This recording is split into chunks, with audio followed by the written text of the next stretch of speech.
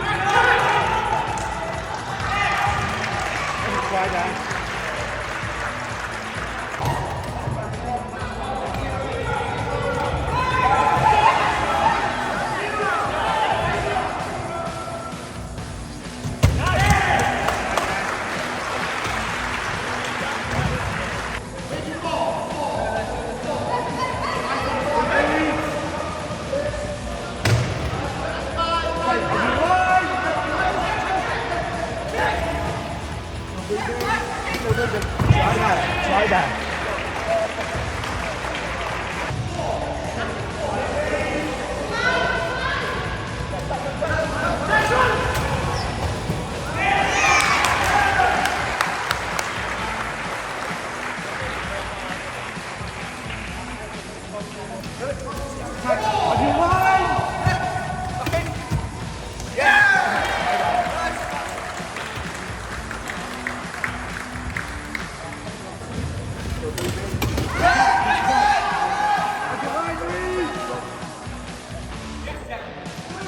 Good right. Try.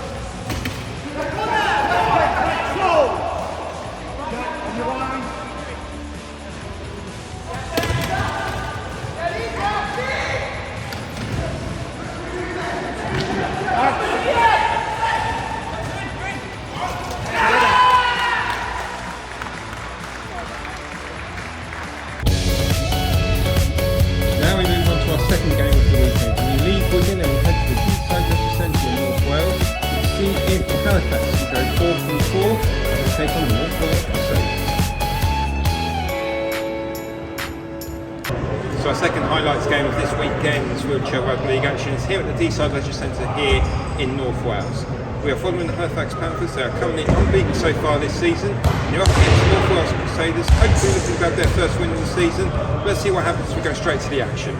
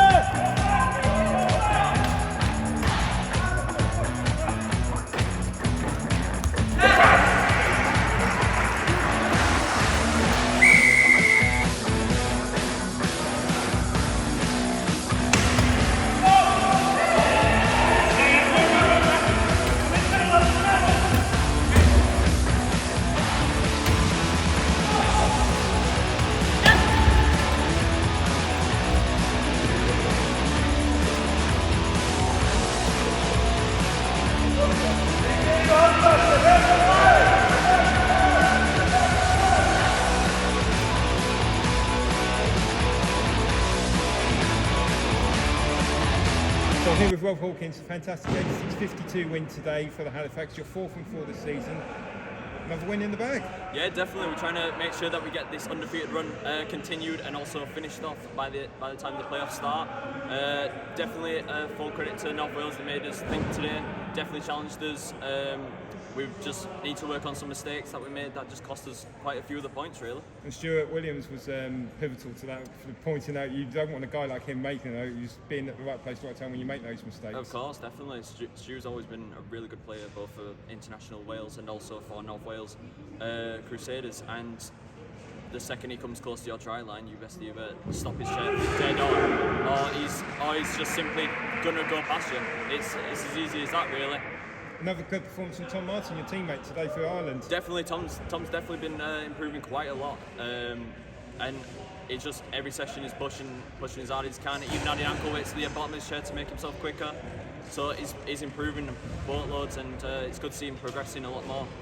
So obviously you're 4 for 4 now, break away from the league now, going to the Challenge Cup. Obviously you want to get a good performance in that, but you said yourself just earlier in this interview, you want to, before we had this interview, you want to work that key making, playmaking role. Is that something you're going to take into the Challenge Cup? Yeah, definitely. I think at this point, with how long I've been playing for the sport for, it's more my time to actually take a key role in the team instead of sat on the wing and just receiving the tries and taking the tries. And instead, I just want to pass it on to one of the teammates that are less experienced, work them, teach them how to improve more, and get them to the same point that I'm at. I noticed you taught a few players how to change a wheel today. Yes, we had.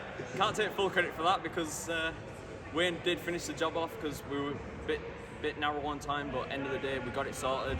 And yeah, we had all subs on and no problems with wheels, thankfully.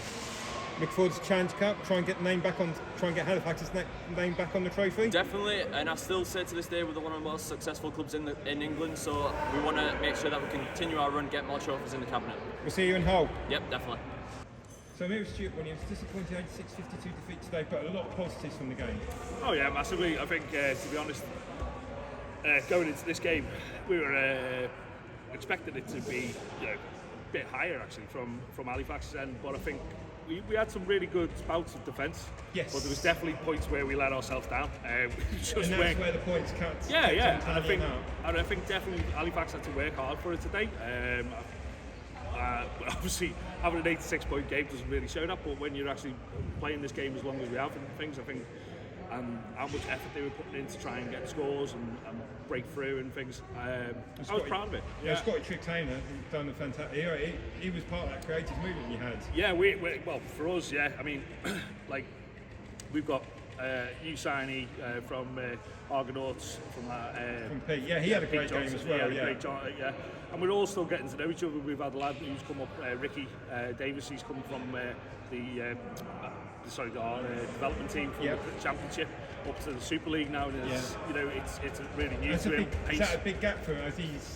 For pace wise, yeah, because it's obviously it's playing obviously against what is international standard players, so it's going to be a big step up, and I think he handled himself very well. He listened to what I had to say to him constructively from the previous game, and he took it on board, and he made a great difference to us actually when he came on. He was taking in 3 or 4 Halifax players trying to stop him at times, and that opened it up. But I think we just needed to try and capitalise a bit more. I'm pleased with the score that we got out of it. I think we made the best opportunities. Oh, absolutely, yeah, absolutely. Time.